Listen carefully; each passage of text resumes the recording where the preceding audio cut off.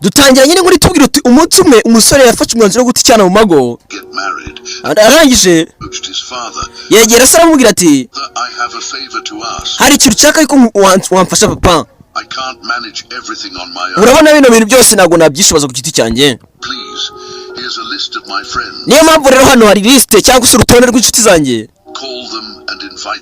bahamagare ndetse ubatumire ku bukwe bwanjye kanongere mbahe ikaze aha ni kuri JOYBE Entertainment ndetse niba ari bwa mbere ufunguye ino video kuri ino channel ya JOYBE Entertainment reka nkubwire ngo kanda subscribe yawe nk'inkunga ubundi urebe ko tugiye kujya twatwika muri ino minsi bagezeho turutwo bwenge twaturu dushobora kukungura dushobora gutuma ndetse waguka mu bwenge muri mind n'ikiriki reka twikomereza ikiganiro cyacu ndetse nkubwira ngo ukimvu kirangize umva ko cyuzuye ubwenge gusa nge nitwa JOYBE ugiye kujya mbagezaho bino reka twikomereze.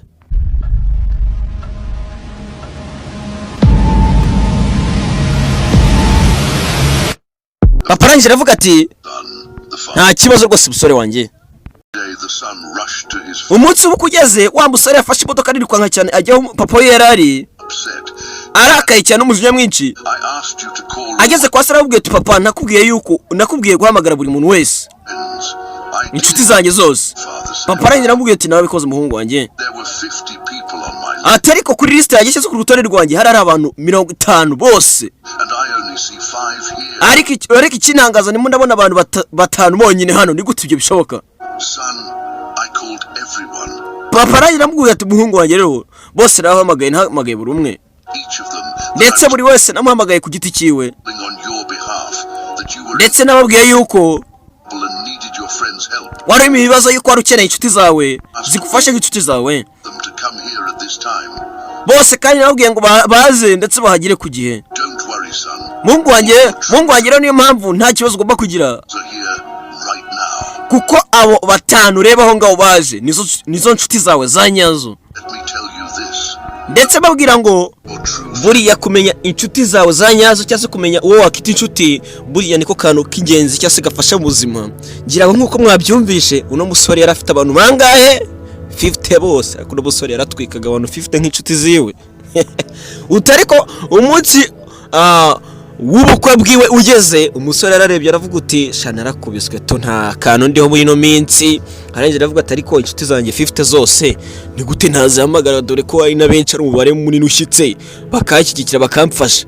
Noneho umusore yatunguwe nuko yaragegera se aramubwira uti papa mpamagara inshuti zanjye zose uzibwire yuko mfite ubukwe ndetse yuko rwose nta kwishoboza ino situation ngezemo cyangwa se bino bihengezemo cyane ko nakubiswe.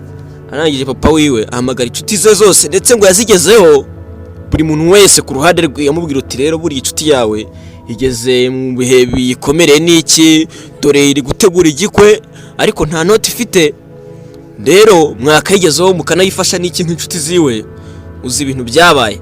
Umunsi wo kugeze abantu batanu bonyine nibo baje mu bukwe bwiwe. Umusore arangije arebye hirya araranganyije amaso abona abantu batanu bonyine nibo baje. Umusore biramucanga ndetse aravuga ati ibintu ntabwo byashoka gute abantu batanu bonyine aribo baza ku bukwe bwanjye mfite inshuti nyinshi cyane ndetse zigera muri 50 muri 50 ni gute abantu batanu bonyine aribo baza. Atangira gukira amakosa kuri papa wiwe avuga uti papa buriya ntabwo yababwiye bose. Ageze kuri Sara aramubwira uti umusore wanjye rero abantu bose inshuti zawe zose ko ari 50 zose razigezeho. Umusaza yararebye aravuga uti aba bantu nimbabwira yuko hari ugushya nyine ari ibirori byateguye ready bari buze n'iki. Arangije aravuga uti reka babwire yuko ari ibibazo umusore arimo akeneye inkunga n'ibiki kugira ngo arebe inshuti za nyazo umusore we afite. Uza abantu baje si mwabumvishe se haje abantu batanu bonyine mu nshuti ziwe 50 bivuze ngo abantu batanu bonyine nibo bantu biteguye kuba bamujya inyuma cyagihe ashobora kuba ari mu bibazo cyagihe ko mwabyumvisha rero yaravuze uti umusore wanyu ari mu bibazo nshuti yanyu muze muyitabare muyifashe n'ibiki. Batanu bonyine nibo bitabiriye ndetse babwira ngo inshuti nyinshi buriya nta kintu zimaze kuko akenshi usanga zira nshuti mwita ngo ni inshuti zanyu usanga akenshi ari uko hari ibyo baba bakeneyeho murebe neza murasanga hari ibintu byinshi babakeneraho inshuti nyinshi buriya nta mumaro, inshuti nkeya nizo zifite umumaro. Ushobora kugira inshuti 3 ebyiri, njye ubundi inshuti imwe irabaye, inshuti imwe ubundi niyo itwika. Buriya hari ukugira inshuti nyinshi ahubwo asaga ziboza kujyana mu bihombo kurenza uko wakigira inshuti nkeya. Buri inshuti nkeya ntago buriya nk'abantu bakunda kwinywera kamwe n'ibiki, iyo ufite inshuti nkeya hari ukuntu mujya kwitamo n'ikiriki. Urumva iyo ufite nk'inshuti ebyiri, nk'umugura agacupa kamwe n'undi ukabugura agacupa kamwe, amafaranga ntago muyasesagura cyane. Ariko ifite inshuti nyinshi ibaze nkaho wakoresheje ikirori, ushora amafaranga menshi cyane kugira ngo bose ubemeze. Ariko buri sibabuje kugira inshuti nyinshi, ariko buri kiza mwajya mureba inshuti zishobora kugira icyo zigufasha. Ushobora kugira n'inshuti nyinshi ariko ugasanga ari icyo zigufasha. Nawe rega jya ureba inshuti ushobora kugira ikintu ukuraho. Buriya kugira inshuti nyinshi nanone hari ahantu bifasha, ariko buriya 90% inshuti nyinshi zirahombya. Babwira ngo buriya ntago babuje kugira inshuti nyinshi, ariko mujye mureba inshuti zishobora kugira ikintu zigufasha. Bitari ibyo gira inshuti imwe, ugira inshuti ebyiri zirabaye.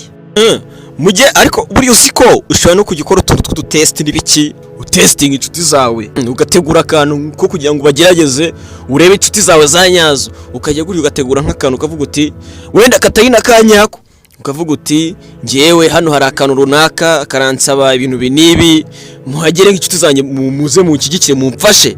Ukareba abaza. Nababwiye kugira inshuti buriya nyinshi ntago ari bibi, ariko buriya mujye mureba inshuti zishobora kugira icyo zibafasha. Nkanye mfite inshuti nyinshi arizo mwebwe. Ejo bundi ziko nagiye ahantu runaka, ahantu noneho mpurayo n'umwe muri mwebwe, arangije anyicaza ahantu ngura akantu kamwe, arambwira uti wana sha udukorera umuti niki, fata kamwe hano. Urumva inshuti zanjye arizo mwebwe zifite icyo zimariye. Namwe rero mujye mureba inshuti zishobora kugira icyo zibafasha. Nkagiye kujya mbageza uturu tw'ubwenge, mbabwira ngo mukande share kino kiganiro kigere kure, cyumvwe n'abantu benshi za nshuti. Kandi mfite amakuru yuko namwe mutajya muba inshuti za nyazo. Mukoresha kino kiganiro kigere kuri izo nshuti zanyu, uzi cyo kiganiro kirebwe wenda nabo bantu banyu nabo bakagenda bakora amashani biki, byagera kuri ugasaga ubutumwa bugeze kure. Mukoresha kibageraho, none namwe muhindure babe n'inshuti za nyazo, za nshuti zishobora kugira icyo zigufasha nyine ugeze muri za situation n'ibikiri biki, nyine namwe mugira uruhare mu guhindura abantu. Ibintu biba birimo ubwenge bwinshi. Mukoresha ya ngiye mwumva nitwa JOYBE, ndetse babwira ngo byinshi biracyaza, ibyinshi biracyabiri imbere. Iki kiganiro niba wacyumvishwa kisoza, gira ngo wumvishe niko harimo uturu tw'ubwenge. Babwira ngo igihe cyose uzajya ubona ino channel ya uploadinze ibintu, jimenye yuko ari uturu tw'ubwenge, udukore approach, uturebe, mukande subscribe, ubundi dukomeze twatwike. Ndabakunda cyane.